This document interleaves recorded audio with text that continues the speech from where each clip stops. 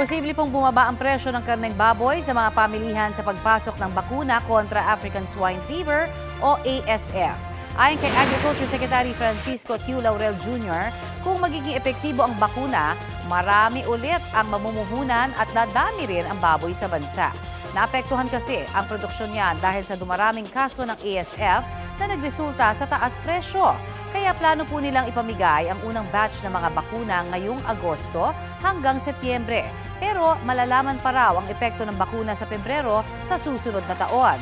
Sabi ng DA, uunahin nila ang 18 probinsya na may aktibong kaso ng ASF.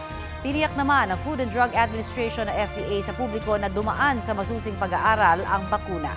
Magiging mahigpit din daw sila sa monitoring oras na simulan ang rollout. Base po sa pinakahuling tala ng DA, 300 hanggang 380 pesos ang kada kilo ng kasim sa mga pamilihan dito sa Metro Manila, habang 340 hanggang 410 pesos ang per kilo naman ng liempo.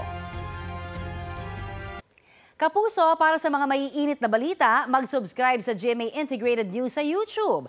Sa mga kapuso naman abroad, subaybayan nyo kami sa GMA Pinoy TV at sa www.gmanews.tv.